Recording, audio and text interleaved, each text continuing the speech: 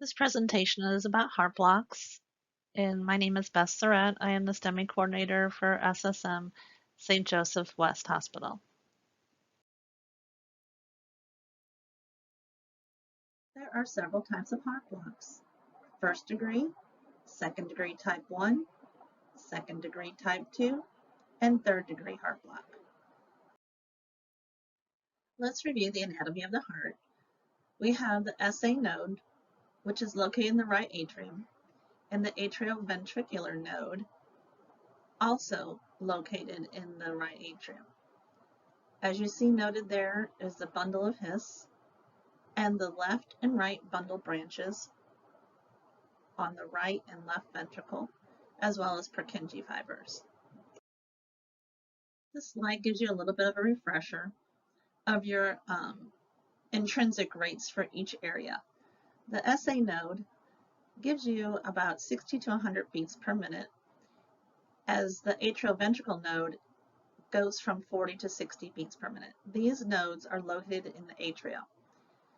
If you go down further to the bundle of His, the right and left bundle branches, and the down to the Purkinje fibers, your heart rate then, the intrinsic rate for that is 20 to 40 beats per minute.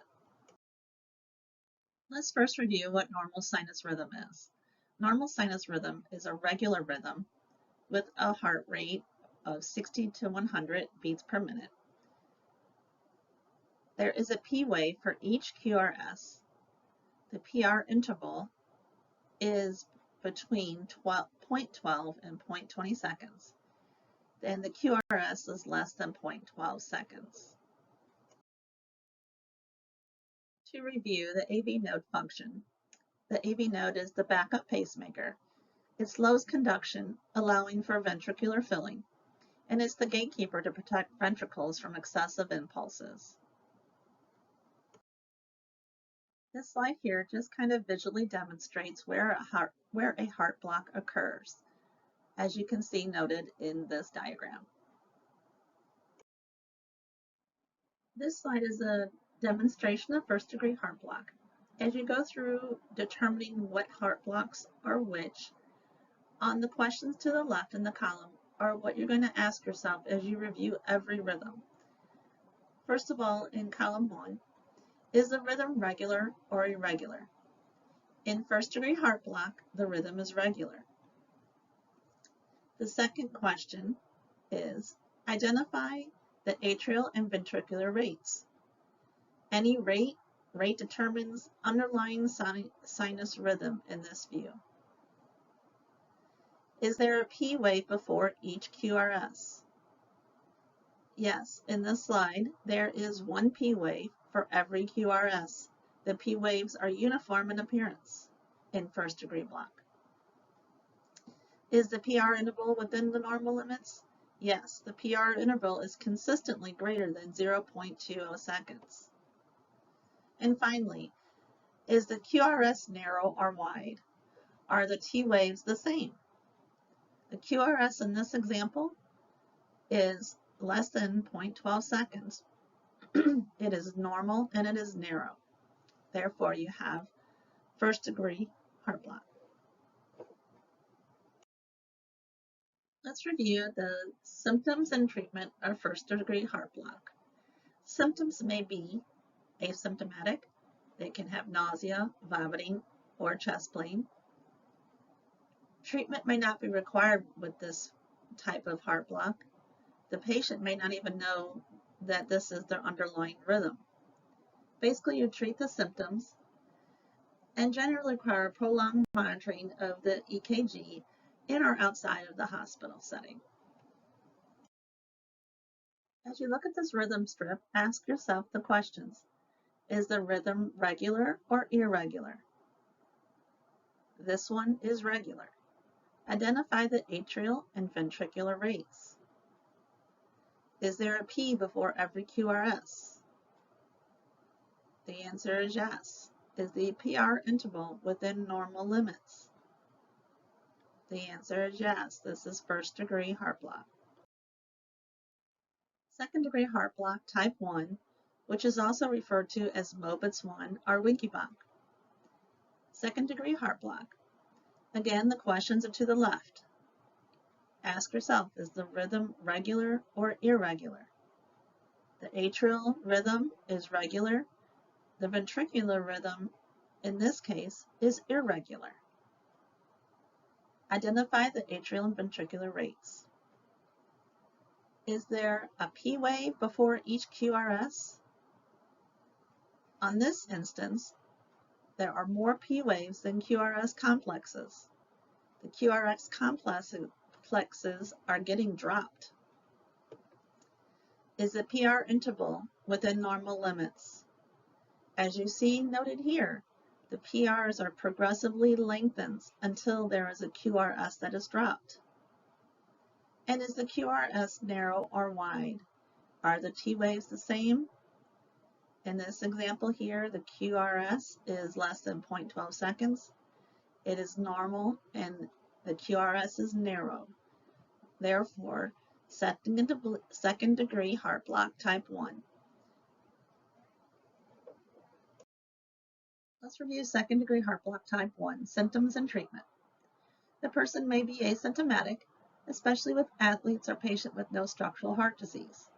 They may present lightheaded or dizzy, have chest pain, irregular heartbeats, bradycardia may be present, or hypotension. Basically, treat the symptoms, monitor for additional signs of ischemia, and with symptomatic bradycardia, you should be managing those by increasing the heart rate with transcutaneous pacemaking preferred, or atropine. But be cautious with using atropine if you suspect an MI. Again, here is another little quick quiz. Ask yourself the questions. Is the rhythm regular or irregular? Identify the atrial and ventricular rates. Is there a P before every QRS? Is the PR interval within normal limits? This is an example of second degree heart block. In second degree heart block type 2, the PR interval is conducted, the beats remain constant, the P waves march out. The R to R interval surrounding the drop beat is the same from the preceding R to R interval. However, the beat is dropped.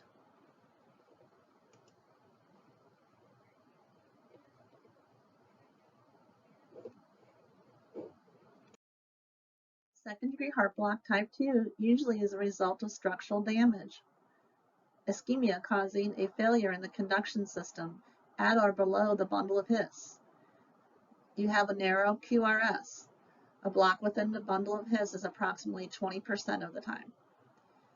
A wide QRS means the block is distal to the bundle of His. And there may or may not be a pattern associated with the blocked complexes. Second degree heart block type 2, symptoms and treatment.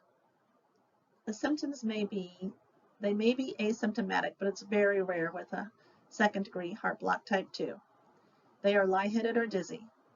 They have syncope, chest pain, irregular heartbeat. They may be bradycardic and hypotensive. The treatment for this is to place pacer pads on the patient, treat symptoms if they remain stable, and monitor for additional signs and symptoms of ischemia. If symptomatic, do not delay in pacing. Let's review third degree heart block. This is where you have complete absence of AV conduction to the ventricles. It's also called complete heart block. Perfusing rhythm is maintained by a junctional or ventricular escape rhythm. Atrial rate is represented by the P waves. Ventricular rate results in bradycardia. It may be a result of progressive fatigue of the AV nodal cells or a sudden onset of complete conduction failure throughout the bundle of His and Purkinje fiber system. In third degree heart block or complete heart block, there is no relationship between the Ps and QRSs. The Ps continue to fire at a regular rate. However, the QRS usually changes in appearance. It is a Y complex since the impulse is originating from the ventricles. Third-degree heart block symptoms and treatment. These patients are lightheaded and or dizzy, have syncope, have chest pain, could be bradycardic, which is usually present, and hypotension. The treatment for this is to place pacer pads on the patient and begin pacing to maintain a blood pressure, and treat additional symptoms during transport to the hospital. This is the heart block summary. The PR interval is the key. With first-degree heart block, the PR interval is consistently long, greater than 0.20. With second-degree heart block, type 1, it's progressively longer until the QRS is dropped. In second-degree heart block type 2, the PR interval is consistent when it's present. And in third-degree heart block, the PR interval varies all over, and because the P's don't cause the QRS. With heart blocks, it's all about the PR interval.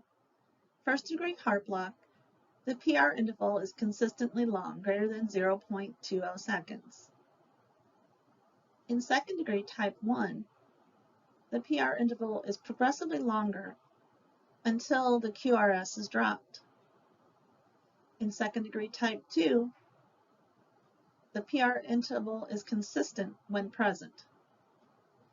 And with third-degree or complete heart block, it varies all over because the P's don't match and do not cause the QRS to happen.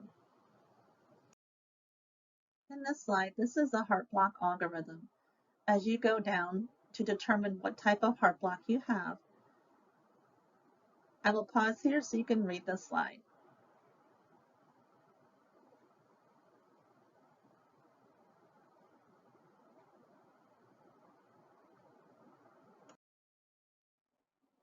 Bundle branch blocks can be associated with blocked vessels in area of infarction.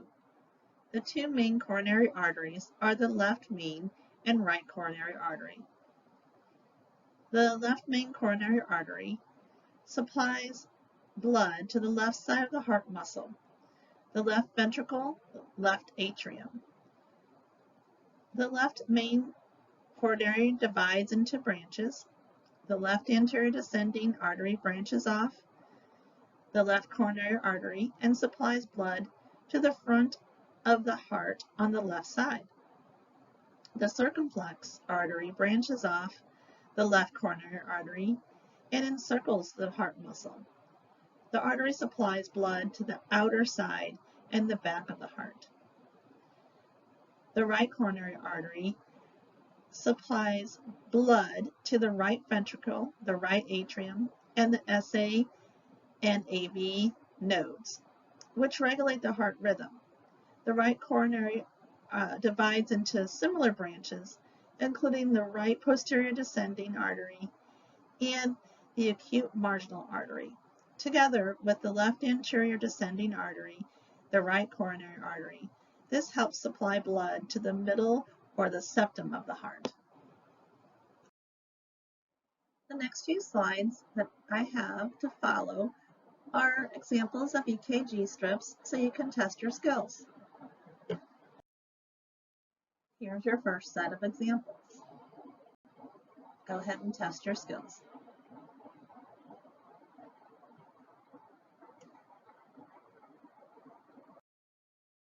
Here are a few more examples to review. Try your skills. Just a few more examples to test your skills and knowledge.